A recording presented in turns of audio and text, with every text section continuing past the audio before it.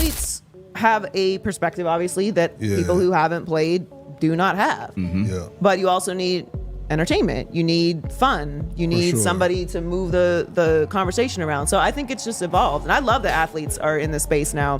It should never have been this crusty old media guy decides what someone's story is. That's a fact. Like that's bullshit.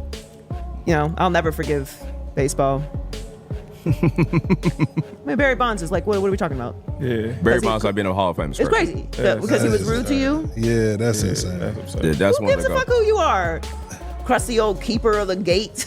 Like, that's fucking bullshit. So I think that more voices are always better.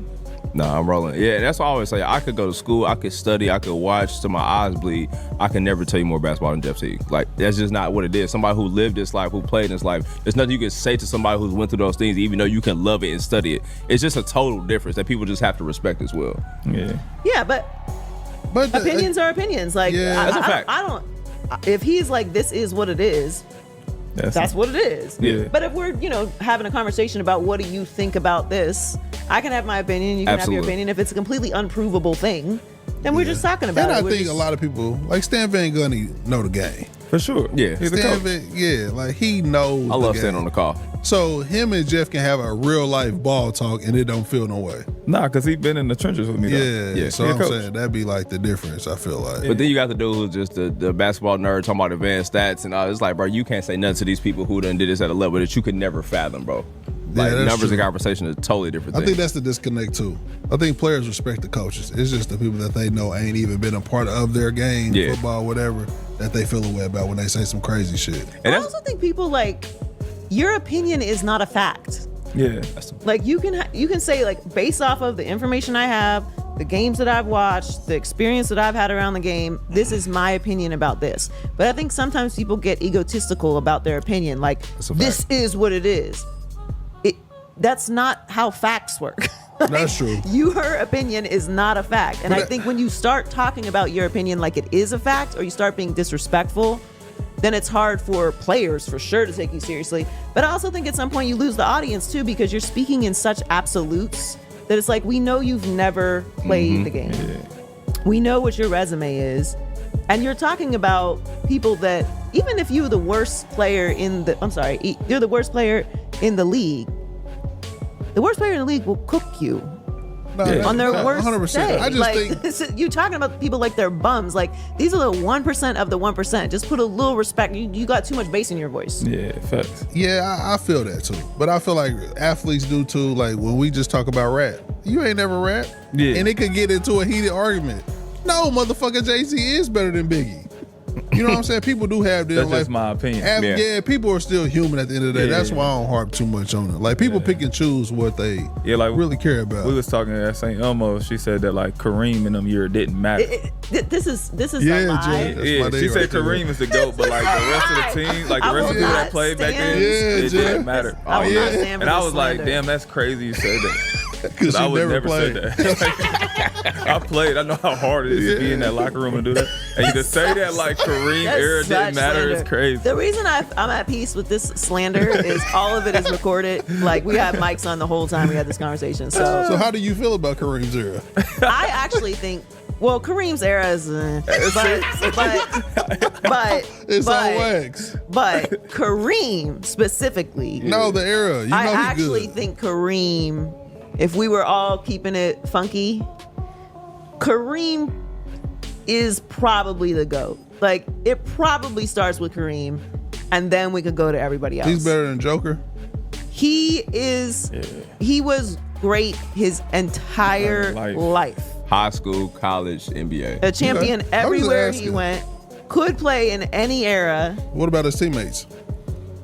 What about his teammates? Are they just as good? Like, could they play in any era? I mean, Magic could. Yeah. But I 10 other people. Sure, but doesn't that speak to the greatness of Kareem? Yeah. No, yeah. Kareem stamped. 100%. Yeah, he is. But I think we skip over him, is all I'm saying. He's trying to make it seem like I was like, Kareem wasn't shit. No. You said Kareem was good. You said the era. The era. I'm getting on that. No. He cleaned that up. I'm talking about the era. How do you feel? Tell your truth about the era.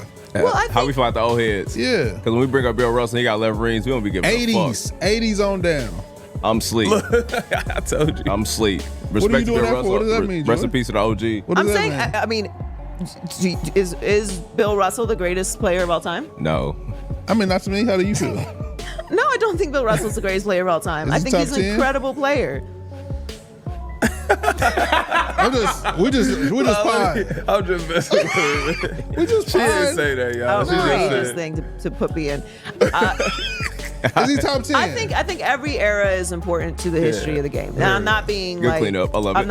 I'm not trying to be political about it. I really do think it's almost impossible to compare eras. Yeah. We talking about food, training, Just the athleticism alone. athleticism, Civil rights. They were civil smoking. rights. They were smoking Like, cigarettes in a half yeah, time. like, you chilling can't- there. You feel me, Mal? You couldn't.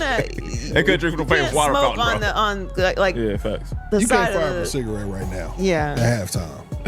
No, But in 1980, you could. I ain't gonna lie. If you smoke a Newport at halftime and get 30, you cold. You could. I actually would respect for sure. You got if I had to smoke an entire cigarette right now, it would be my last day on this earth. Oh God.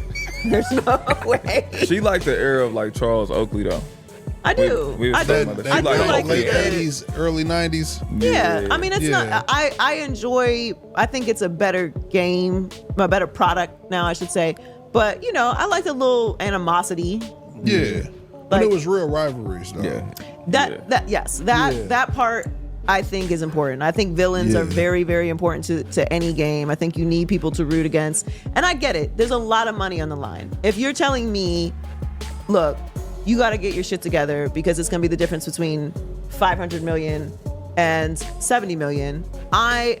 What type of square would you like me to be today? Yes. I'm not saying shit. I will. Yeah. Yes. So I get it.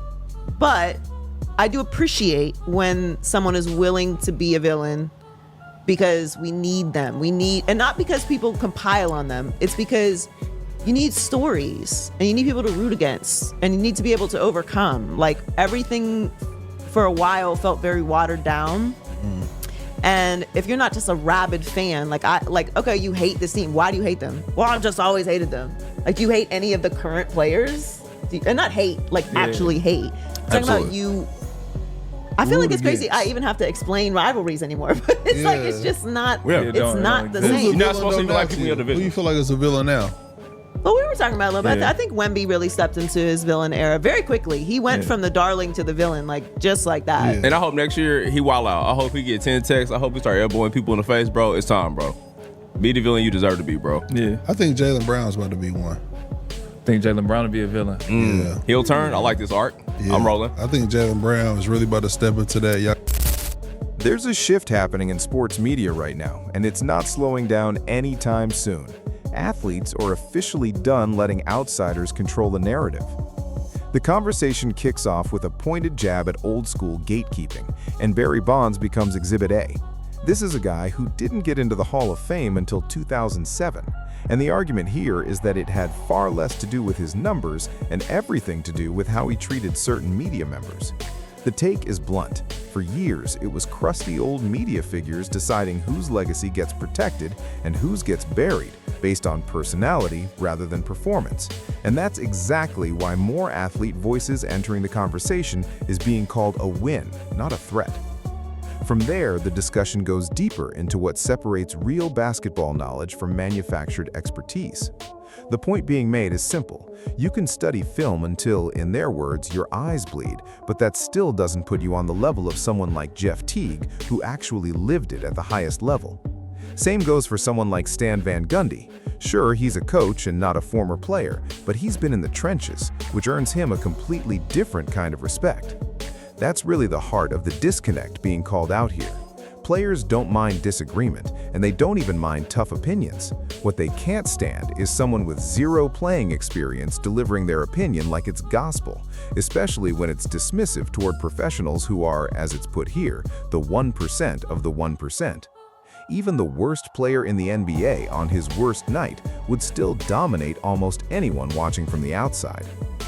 Then the conversation takes a nostalgic turn and things get spicy fast. Someone brings up a comment attributed to a media personality, the claim being that Kareem Abdul-Jabbar was clearly great, but the rest of his era supposedly didn't matter.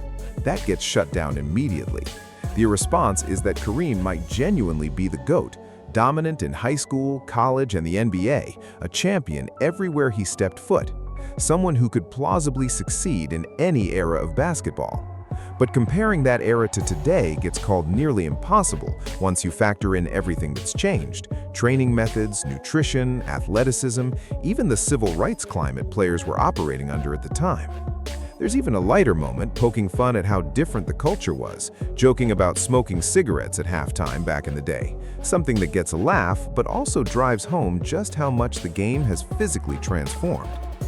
Bill Russell comes up too, and here the answer is more measured, not necessarily the greatest player of all time in this take, but still described as an incredible, respected player from a completely different chapter of the sport's history. The overall stance lands on something bigger. Every era matters, comparing them directly misses the point, and respect for the old heads isn't up for debate. The conversation wraps by shifting toward what basketball might be missing today: real villains. The argument here is that rivalries used to mean something, and fans need someone to root against just as much as someone to root for. Right now, that seems to be shifting. Wembanyama gets singled out as someone who went from fan favorite to villain almost overnight, and there's even a hope expressed that he leans further into that edge next season. And Jaylen Brown is floated as the next player who might be stepping into that same villain arc. Bottom line, this wasn't just a casual conversation about basketball history. It was a reminder that respect in sports media has to run both ways, and the players who lived it aren't planning on sitting quietly anymore.